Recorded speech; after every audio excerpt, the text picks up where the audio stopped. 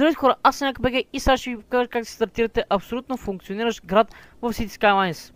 Нека започваме. Първо си построявате ето така, тези два пътя трябва да ги свържете ето така. След това ви се отключват други пътища, използваме най-големите възможни пътища и строим път напред. Ето така напред. Ако ми даде да го построя, ще е добре.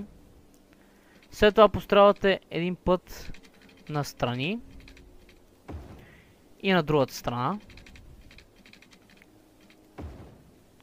Така, след това построявате електроцентрала.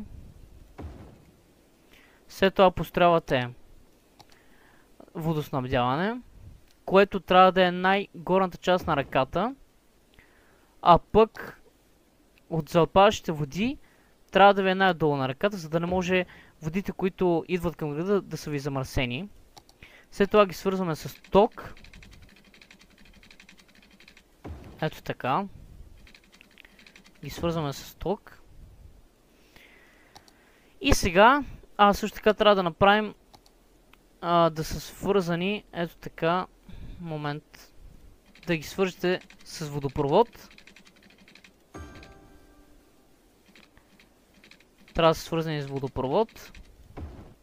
След това си построявате водопровод и тук за главния път.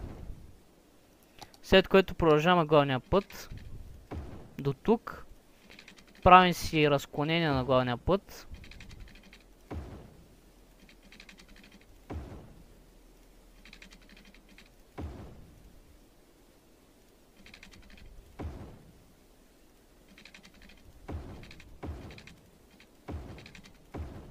Всъщност този път тук не трябва да го има.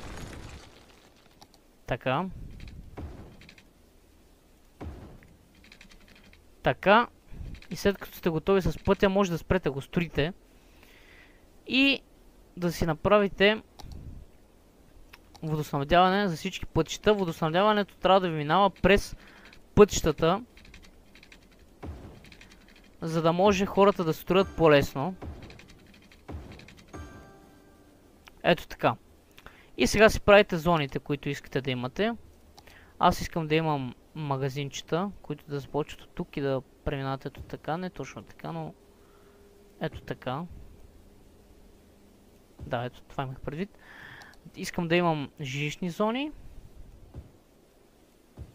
и индустриални зони. И започваме града.